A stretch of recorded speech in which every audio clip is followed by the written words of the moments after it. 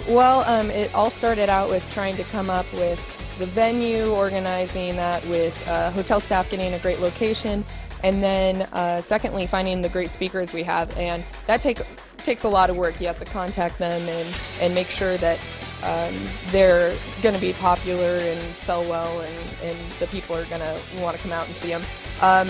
Once we got that solid lineup, it's a lot of doing vendor organization, contacting people to sponsor the conference, working out logistics with food banquet for the parties, skywatch events, bands, the works. And then for the past 2 months, it's been the phone ringing off the hook 24/7, basically, answering people's calls, dealing with registration, shuttle service, which is a pain. Trying to get everyone here from the airport to the hotel, and getting all of that put together into one solid cohesive piece. Volunteers, pretty much everybody is a volunteer, and most of our volunteers are with us throughout the entire conference, working all day, every day. And those same volunteers are the ones who bring everything in from the truck, put it all up, and make it work. The speakers are the most important part of the International UFO Congress.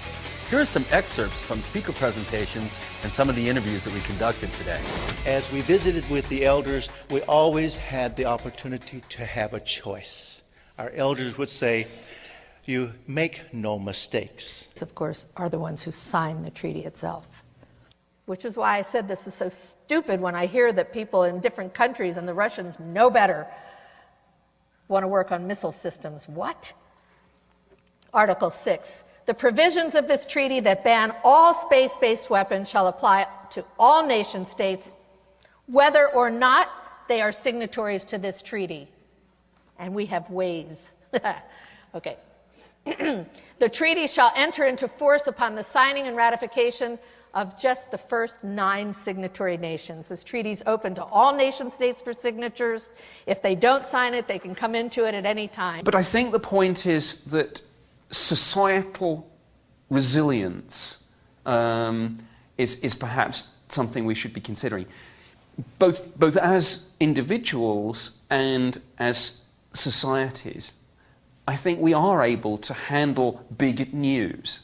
And there are a number of reasons for that. I think it would take a social scientist maybe to get into the technicalities of it. But I mean, just on a personal level, there will be few things more profound to individuals as, for example, getting married, having a child, or losing a loved one. And yet, we do deal with these things. Some better than others, many people in different ways. But, I know it's an awful cliche, but life does go on. So I actually think we'd be interested, we'd be thrilled. If it turns out that we've been lied to, we'll be a little bit annoyed. But, it won't be the great paradigm shift that some people say. It means its mother wasn't human. It is a pure D alien. Well, excuse me, that's a little strong. It is human-like, but it is not human. I have been cautioned by the geneticists to say, rather than say the inflammatory word alien, to train myself to say human-like rather than alien. But it's not human. This is another random fragment. Our geneticist has dozens. In this one, 545 star-child nucleotides are compared with 562 human nucleotides in a gene. Excuse me. In this close-up, I went through 150 comparisons and quit marking at 15 variations. Several more are below the green line. You see, it becomes repetitive. Everything he threw up at me, it was again and again and again. It's overwhelming, the evidence here. But it's partial, and it's not going to be accepted because of that. But it is real, and it is legitimate. For all of our efforts, for everything that we've been able to demonstrate, for all of the documentation that one just actually takes the time to look into the historic record, if we're correct, it changes everything overnight. So we're talking the biggest story of the millennium.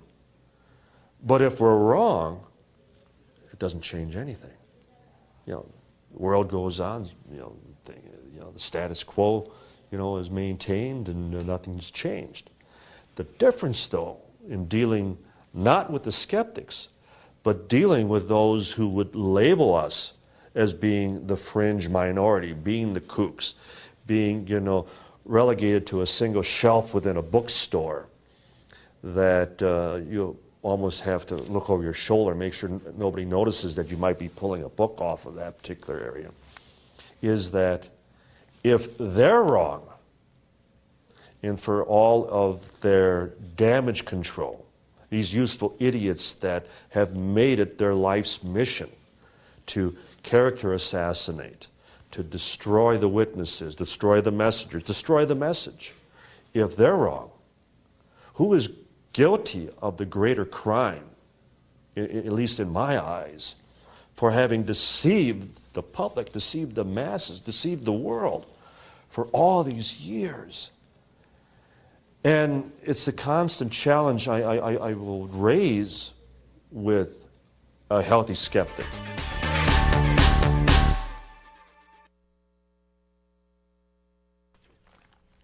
So you heard a few familiar voices there. Just to recap real quick, I didn't have a chance to pipe in like I did at the beginning to tell you who that was, but you're basically listening to at the end there Dr. Carol Rosin, who's trying to initiate a treaty for the peaceful use of space, anti-weaponry. Then there was Nick Pope, Lloyd Pye. That may have been John Alexander right there. I don't know. It was a video feed, and I didn't watch to that part of the video feed. So I can't remember. If it's not John Alexander, it's somebody else. I can see his face right now. I just can't remember who it is. Anyway, that's the overview of the International UFO Congress. There's so much more I want to play for you, but maybe since I'm running low on time, I'm going to play you a few of the awards that were given out. I wanted to play a Jaime Maussan clip that he presented to the International UFO Congress because he couldn't be there. But it's a lot of video analysis of the Jerusalem UFO, if you know about that, over the Dome of the Rock. And you can't see it, so it's not as effective. I have a little bit of an interview with John Alexander by a guy, and then a clip of Rich Dolan in his talk. So maybe what I'll do is I'll just, if I have time, I'll go back and play a little bit of the Rich Dolan clip. But what I'll do for now is play a couple clips of some awards that were given out, some EBE awards, People Choice Awards, and the EBE film winners.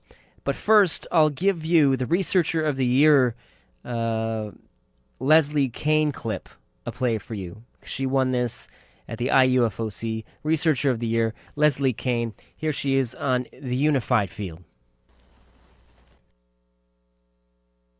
She has been an investigative journalist for more than 20 years. Published nationally and internationally in numerous mainstream news publications, Leslie Kane has been a forerunner for getting information out to the public. In the early to mid-90s, Leslie was a producer and co-host for KPFA, a public radio station in Berkeley, California. In 2000, she published an investigative feature for the Boston Globe on the French military study UFOs in Defense, known as the Cometa Report. This report ignited a fire in Leslie, and her passion for investigating and covering UFOs began.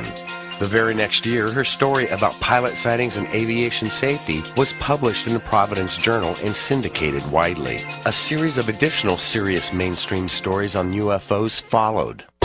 In 2002, Leslie co-founded the Coalition for Freedom of Information, an independent alliance advocating for greater government openness on information about UFOs.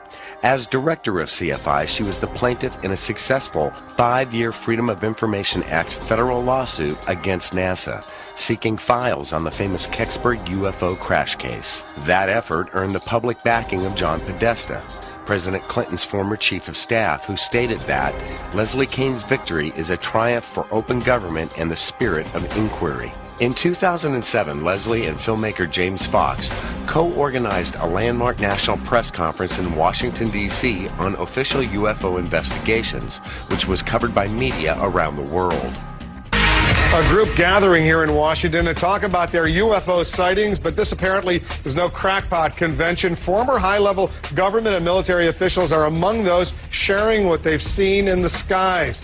Kane was also producer for Fox's 2009 independent documentary, I Know What I Saw. If the government's announced, well, the unidentified objects are real. This past year, Kane became familiar to many in the mainstream audience with the release of her book, UFOs, Generals, Pilots, and Government Officials Go on the Record, which spent 3 weeks on the New York Times bestseller list. With a foreword by John Podesta, it includes chapters by 5 generals and has been endorsed by a host of impressive scientists and journalists, including Michio Kaku, who made this comment about the book on MSNBC. We need alien DNA or an alien chip. That would nail it to the wall right there.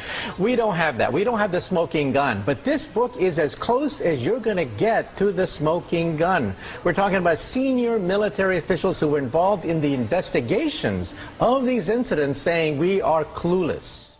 Leslie also appeared on MSNBC. A lot of people do care, especially the ones that have seen them and want answers. I mean, with some of these people who see them, it changes your life. How does it change your life? Because you are seeing something so phenomenal that is not supposed to exist, that everybody around you says can't possibly be. You get ridiculed, people don't believe you, but you have seen it with your own eyes. And the governor of Arizona was one of these people. Fox News. And so far there hasn't been that involvement? There hasn't been. No, there's a kind of a ignoring of it all within the government, and we think that should change. And even handled the satirical retribution of Stephen Colbert on the Colbert Report. Now, have we settled the UFO phenomenon?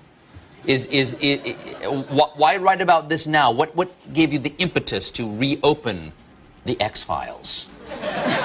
Actually, Stephen, it's never been solved. And I started working on it 10 years ago, so the reason it happened now is because that's how long it took me to get to the bottom of it. That's the cases we're interested in. They have been investigated by governments. I'm talking about governments around the world, so well investigated that they've been able to eliminate any explanation for like them. What governments? Big countries? Good? Like France first tier? France has been a good one. That's an actual country. UK, that's a country. Brazil has been doing this for decades, and there are government documents that show it. I mean, these have all been filed and then they've been released. So we know that these things exist. The question is, what are they? Okay. Wouldn't you like to know? Well, yeah, I would like to know. Through her tireless efforts and relentless persistence, Leslie Kane has helped relieve the stigma around UFOs, raising the credibility of all our efforts and giving mainstream audiences a better understanding of the need for official recognition of this topic. This is why Leslie Kane receives our Researcher of the Year award. So there you have it, Leslie Kane. My book is in the mail. UFOs, generals, pilots, and government officials go on the record. Here we go with the People's Choice Awards of the International UFO Congress, EBEs. Now, the People's Choice. So we went around and we collected all of your votes, calculated those, and JK ran over here just as she calculated right here. Thank you. So let's see who won the People's Choice Award. This was just calculated. Moments ago. The winner is the champion. Day before disclosure.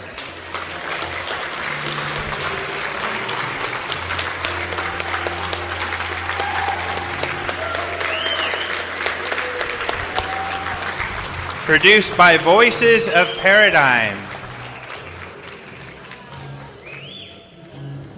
This movie was also placed online for free, which shows their dedication to getting the information out.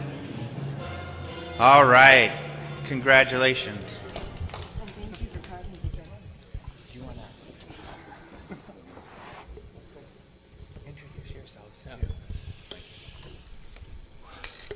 Whoa. Well, that's something to bring home to us. Yeah, this is going to be a difficult thing to get through customs, I'm sure. Yeah, so why are you in the U.S.? Well, you know, Well, This is an enormous thing for us to